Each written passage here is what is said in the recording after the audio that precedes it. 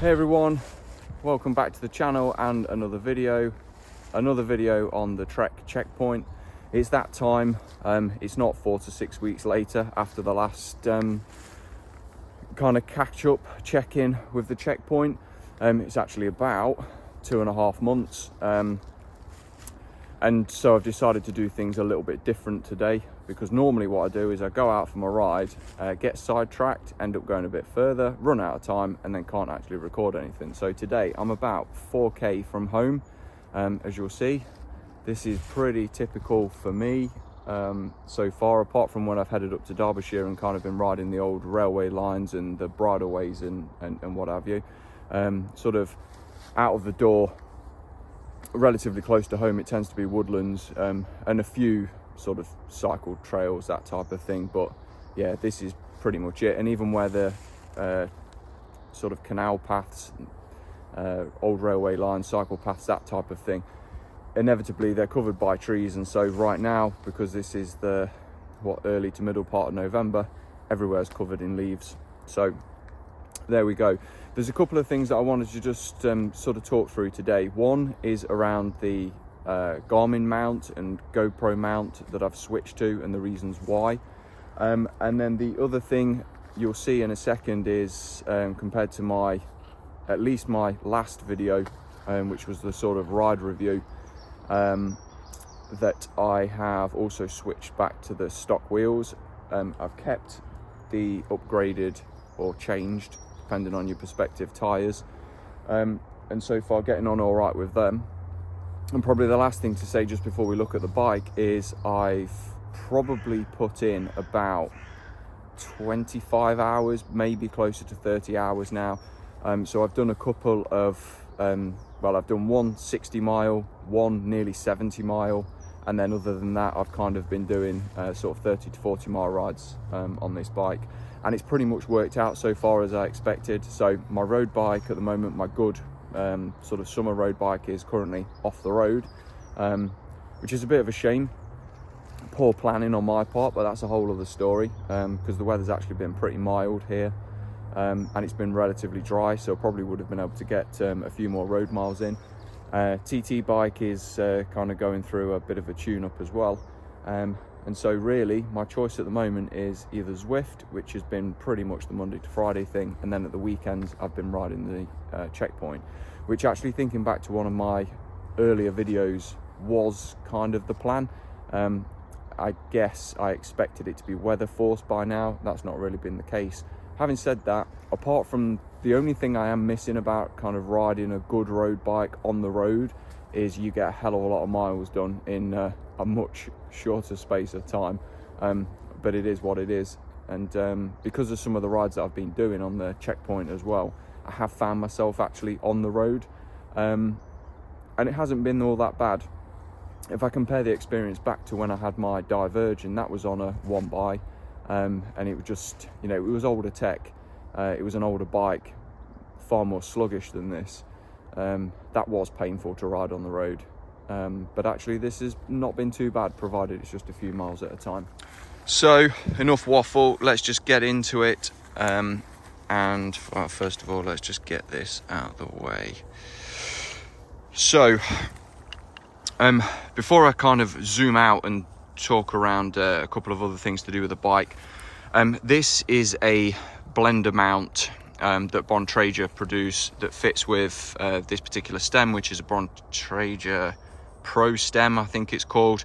But these mounts come in sort of multiple different guises really, and then you can get them so that they integrate with the particular stem. So you just need to make sure that you get the right one. I was very lucky with this, actually. The local bike shop, so you can probably ignore this part because that's really what we're talking about here.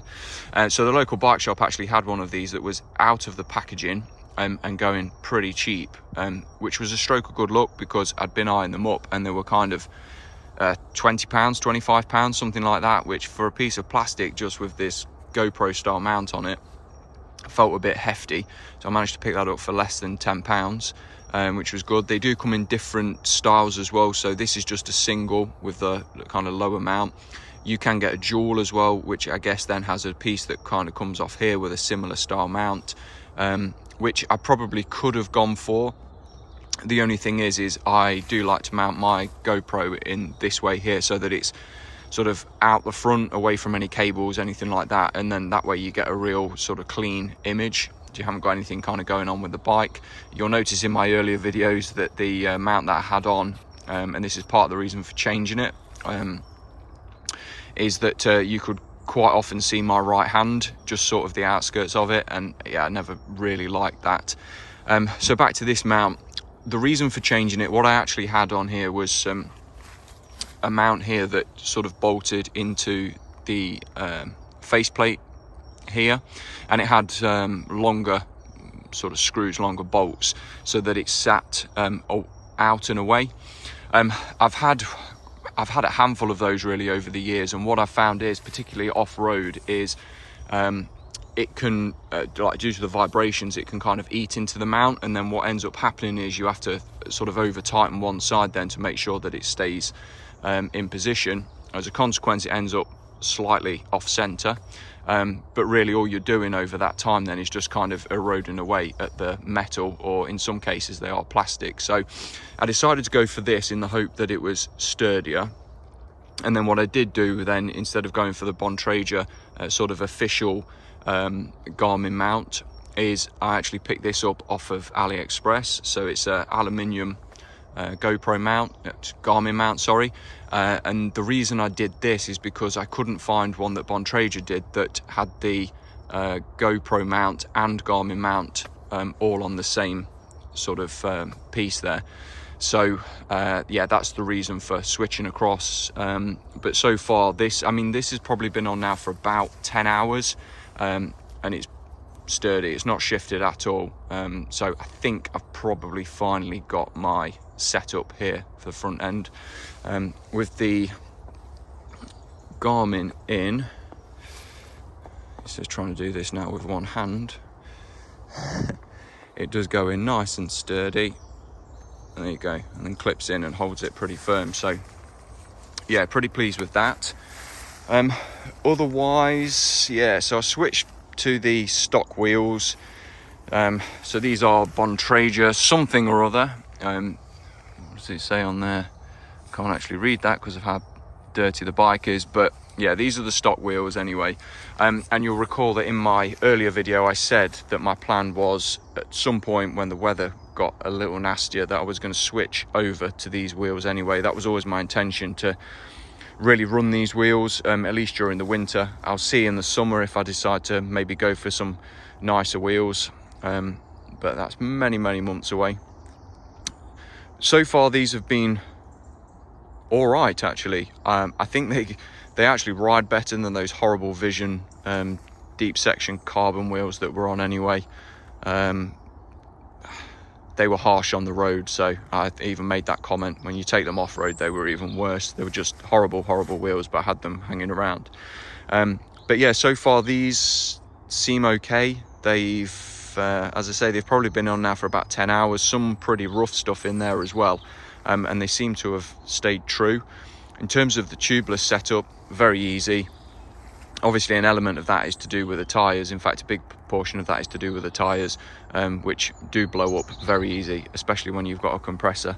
But overall, considering, yeah, okay, the seat post and the bars have changed, everything else here stock.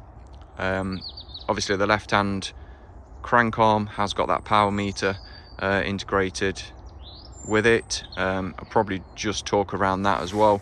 Compared to the power meters that I've been using in the past, it feels pretty inaccurate if I'm honest, but it is left hand only, and more than anything for me it just means that I've still got some numbers on the Garmin screen as opposed to a kind of blank page, because I couldn't be bothered with setting up a dedicated gravel page. So yeah, at least I've got numbers on there, but it does feel being the numbers that it's kind of chucking out, it does feel pretty inaccurate compared to the rotor inspiders and twin powers that I've been using for God knows how many years. But it's all right. It's nice and tidy enough, and as I say, at least I've got the numbers on there. I suppose you know, where I'm talking here that we're somewhere between 20 and 30 hours comfortably. I may have under-egged that slightly. I wasn't apprehensive about buying this bike, kind of at all. I felt like I was ready for a bit of a off-road option. And yeah, I guess for me, apart from having to change the bars because of preference, because the ones that came with it were far too wide, and the opportunity to buy the seat post, I'm really, really pleased with this bike. So I have had a couple of slight niggles with this bike, but actually quite a difficult one here without calling the bike shop out. But basically the place where I got this from didn't do a particularly good job of setting it up. It wasn't Halfords, is the first thing to say. Halfords is a chain here in the UK which don't have a particularly good reputation, shall we say. So the two niggles that I've had was, number one, the cable routing. I mean, it's not fantastic now, but part of that is down to me and the bars that I've gone for, because they're clearly intended for sort of a higher degree of integration. So we'll park that to one side. When I first took the bike with the stock bars that it came on, the cables were just way too long. So, and I think if you go back to my very first video on this, you'll see that it looks horrible and it's very messy around the front end. So that needed sorting out. As a consequence, I think because of the sort of extra length of cable that was in there, it made the gear shifting pretty horrible. So that was the first thing that needed sorting out, and then largely okay. The second thing then that I've had is I have actually had to adjust the gears as well, which is really bizarre because I didn't experience this before. But basically, if I was shifting quite quickly up into the top sprocket, so that largest, easiest gear, the chain was dropping off down the back. So I thought, well, okay, yeah, maybe something just needs adjusting with the cable tension or something like that.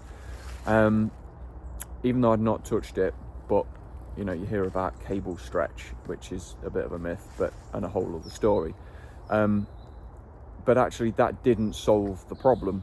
So then what I've had to do is go back to the low limit screw and actually wind that in more than I expected to stop that from happening. So that's just something to look out for. I don't know whether it's just I'd been lucky, it was never set up correctly, but I'd avoided the chain dropping over the back, or whether there's, you know, kind of something that's let's say a known issue with the SRAM apex. So I'd probably just put that in there as a call out. They're two fairly minor things. I mean, you know, the cable routing was clearly a bike shop thing, being very lazy and not cutting the outers down and getting the cable length correct. But yeah, that rear derailleur thing was a bit of a strange one, so definitely something to look out for. But otherwise, as I said, I'm really pleased with this bike.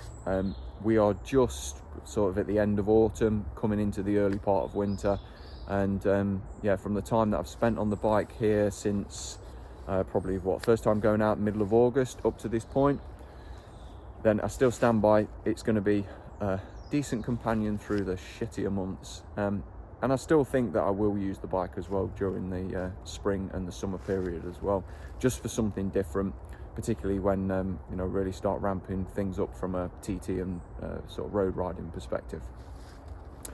So I hope you liked the video. Thank you to everybody who's subscribed to the channel in the last sort of month or so. For me, I've had a pretty significant increase in subscribers, so I'm very grateful for that, and as well all the comments and the questions. That's been really good, and kind of kept me engaged with the channel, and obviously wanting to do follow-ups on the bike, and yeah, we'll see where we kind of end up. So as I say, hope you like the video. Any comments, questions, drop them in the section below. Big thumbs up and subscribe if you would like to see more. Thanks for watching.